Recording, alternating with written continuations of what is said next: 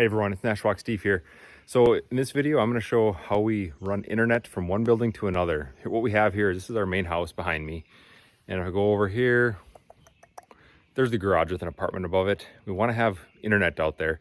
It currently has very weak Wi-Fi, so we're thinking we want to probably put a hard line there because the Wi-Fi on this close end is okay, far end is pretty poor. So I contacted our telecom company. Their recommendation was just to run a CAT5 or CAT6 cable underground between the two buildings. So we're gonna go ahead and do that. And it works out because we have actually a sewer line going from there, this direction.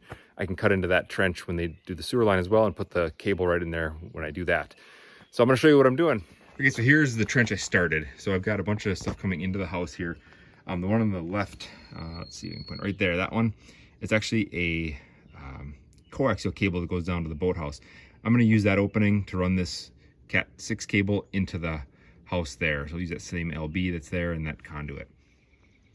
Okay, so while most CAT5 and CAT6 cable I'm told is okay for direct burial, I went and found some on Amazon that specifically says outdoor cable on it. It's got a really heavy duty jacket on it. I got this from Gearit, 150 feet. It's more than I need, but it should be just fine. The only thing I have to do that I don't really like is I'm gonna have to cut the end off to get it through that conduit. So otherwise it won't fit, but I think that should be fine to take that off and then install a universal end on that as well. So we'll plan for doing that. Now back to my hole here. The only challenge we're going to have here, at least one of the challenges for sure, is going to be getting it underneath that step. I don't want to take it apart. So we're going to go ahead and try to bore underneath it with some drill extensions that I bought. So you'll see that at a later point in the video. When I'm cutting a trench in existing lawn, what I like to do is try to save the turf. It's a lot easier to put something down that has a little bit of grass growing on it than to just put black dirt on it and seed. So I just kind of take that square shovel and I just go down a couple inches and then I'll scrape this up the best I can, set it aside, and then when I'm done, I'll put that back on top.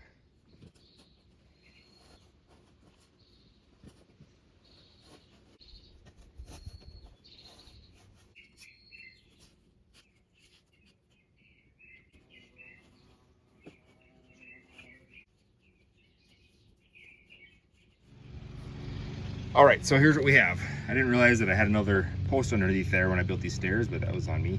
I went down far enough to get to the virgin clays down here. I didn't want to go through the gravel that I put in there because that'd be really hard to get through. It's pretty coarse rock in there. So we're gonna go as low as we can here where it's kind of brown. On the other side, got you about the same depth here. And that's where it'll hopefully poke through. So I'll show you what I have for tools to do this. There are many, many ways I've realized looking online on how to do this, but I chose what I thought would be the most economical. So electric drill. I bought 3 of these 1-foot Irwin extensions. They have set screws there so they won't come off underground. I'm gonna first start with 2 of those. Well, first I'll start with this. A wood boring auger. I couldn't find a soil one, so we're gonna use a wood one. And that'll fit into one of these. So then we're gonna have hopefully just this, then we'll add on this, then we'll add on this, and maybe return this one back to the store. That's the plan. We're gonna open a couple of these and get to it.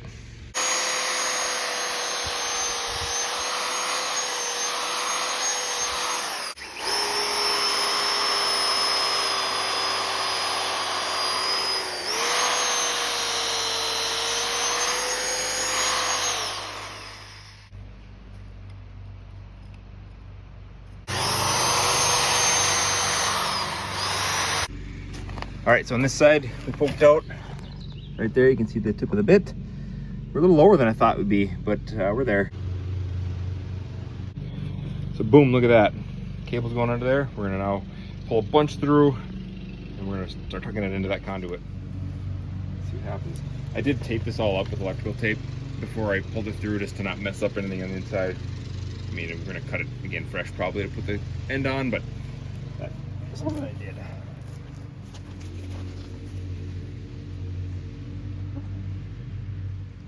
Okay, I was going to use this existing penetration to the wall here for that wire that goes to the boathouse, but it doesn't fit. So I'm going to put my own in there. I had some 1/2-inch conduit. Just made a little riser there. I'll put the LB on it later, but I just want to, for now, get that in place, get the wire pulled through it and above the ground. I can backfill everything and be done with this part of it. So that's what we're going to do.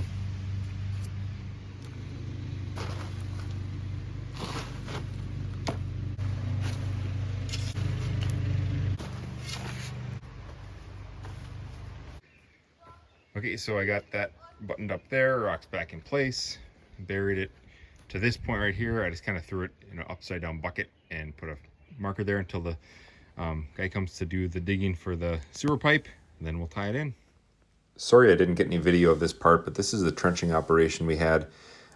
There's the red line showing where the wire comes out from the house and into the trench. And then I used the red line to show how I just kind of loosely laid it in the trench here. A little more detail as it goes up toward the garage. And then finally here we see where it goes through the final leg of trench up under the foundation and into the building.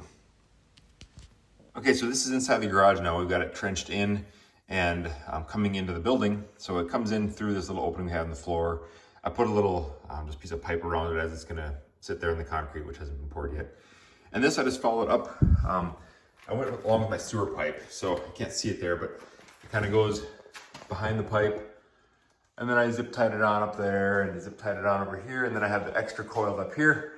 And then I found the wall I wanted to go in. So that hole up here lines up with the wall to the bedroom above where the router is gonna be. So I just plunged it through there and went up into that building or into that room and then pulled it out up there.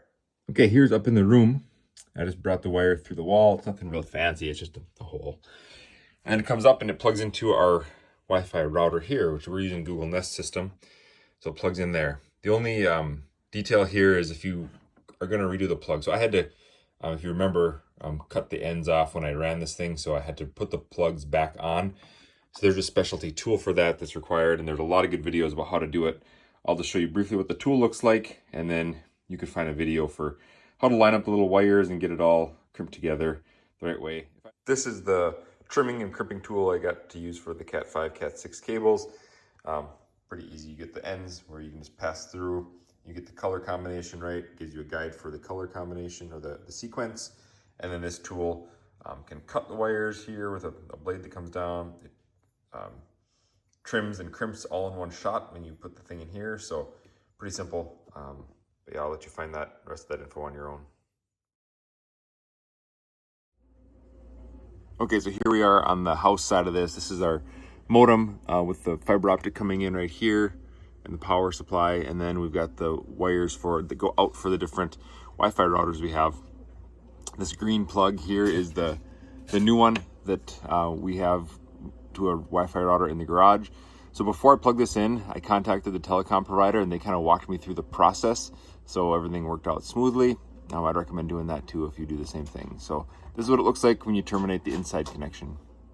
All right, that's pretty much it for the video. That's how I ran internet service from our house modem out to an outbuilding so we could have our whole separate Wi-Fi system out here without having to worry about extenders or that sort of thing coming from the house. The question remains though, do we have good internet service out here in this outbuilding? I'm currently out in the garage and I will show you what we have for internet service. Here we are using our Fire Stick to do a speed test connection to this Wi-Fi network. It's connected, got internet connection, and we're at 177 Mbps. Not bad, we're paying for 250 at the modem, so I'm happy with that. So that's all for the video. I hope this helps you out if you're trying to get internet out to a different building or a different part of your property. Thanks for watching.